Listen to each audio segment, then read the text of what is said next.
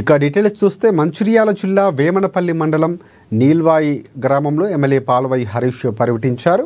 BJP మండల అధ్యక్షుడు ఏట మధుకర్ భౌతికాయానికి పూలమాల వేసి నివాళులర్పించారు. సిరిపూర్ ఎమ్మెల్యే పాల్వాయి హరీష్ మృతుని కుటుంబ సభ్యులకు సంతాపం ఎమ్మెల్యే పాల్వాయి హరీష్ తెలిపారు.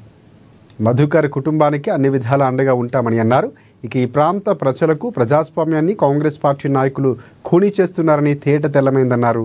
ఆత్మహత్యకు ప్రేరేపించినటువంటి ఎస్ఐ అలాగే ముగ్గురు కాంగ్రెస్ పార్టీ నాయకులపై తక్షణం చర్యలు తీసుకోవాలని పాల్వాయి హరీష్ కామెంట్స్ చేశారు.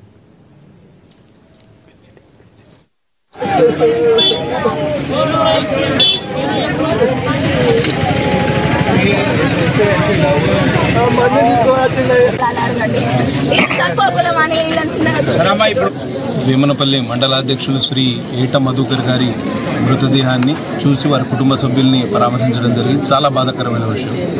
వారు నిన్న తెల్లవారుజామున ఆత్మహత్యకు పాల్పడడం, సూసైడ్ నోట్ రాసుకోవడం, సూసైడ్ నోట్లో ముగ్గురు కాంగ్రెస్ నాయకుల పేర్లు ప్రస్తావించడం ఈ ప్రాంత ప్రజలను, ఈ ప్రాంత ప్రజాస్వామ్యాన్ని ఏ విధంగా కాంగ్రెస్ నాయకులు ఖూనీ చేస్తున్నారో తేటతెల్లమైంది. మేము ఒక్కటే డిమాండ్ చేస్తున్నాం, ఎవరైతే ఆత్మహత్యకు ప్రేరేపించిన ఎస్ఐ గారు, ముగ్గురు కాంగ్రెస్ నాయకులు, వీరి మీద తక్షణం చర్యలు తీసుకోవాలి.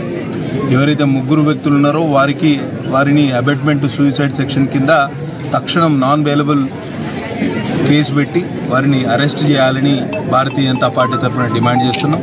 అట్లనే ఎస్ఐ గారిని సిపి గారికి అటాచ్ చేసినాం, కమిషనరేట్కి అటాచ్ చేసినామని చెప్తున్నారు. వారిని సస్పెండ్ చేయాలని భారతీయ జనతా పార్టీ కోరుతోంది. ఎందుకంటే అర్ధరాత్రి పూట వారిని వచ్చి ఇబ్బందులు పెట్టడం, వారిని అరెస్ట్ చేస్తామని చెప్పి వారిని నానా చిత్రహింసలు పెడితే మానసిక వేదన గురై వారు ఆత్మహత్య చేసుకోవడం జరిగింది.